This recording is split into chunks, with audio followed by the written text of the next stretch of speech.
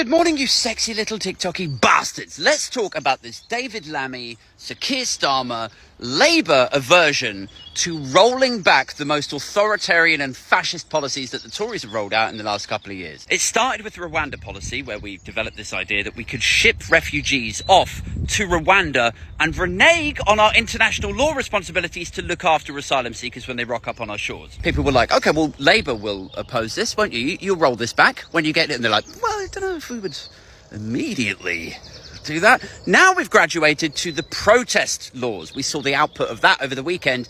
20 protesters, Not My King placards detained, later released without charge. Everyone's like, well, obviously the policy isn't working. Criminalisation of protest, it's a fundamental democratic component.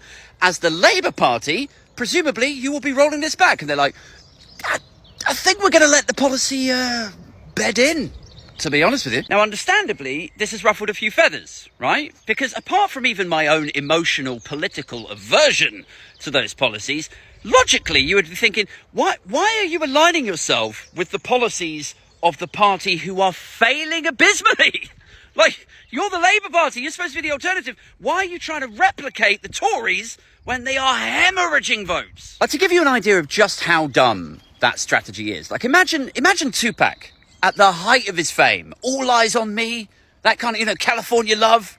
Imagine someone coming over to him going, you're on top of the fucking world, man. Like, what's your next move? You going to do another gangster album? And he's like, no. I like to be provocative, so I'm going to cover Vanilla Ice. Of course, all of this fits conveniently into the Keir Starmer's a Tory narrative. He's a red Tory aide. He's Tory light, all of that shit. I don't really believe that. I think, if he wanted to be a Tory, he could just go be a Tory. He'd have a way easier life.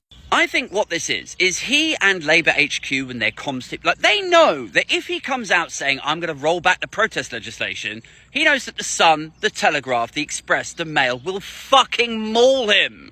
They'll say he's on the side of Extinction Rebellion. He's woke. He's Sir Softy. And even though most of the UK is actually quite progressive in its attitudes, most of us care about the climate, for example. Most of us want to join the EU again. We all regret Brexit.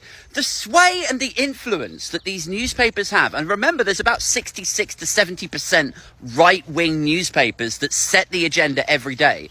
The influence they have is such that if they start calling him Sir Softy, even if we agree with the concerns behind Extinction Rebellion, gradually, like a boiled frog, we will turn away from Labour. So if you're angry at Labour, really, you are angry at the absence of meaningful press regulation. So ask yourself this: which party is more likely to implement that?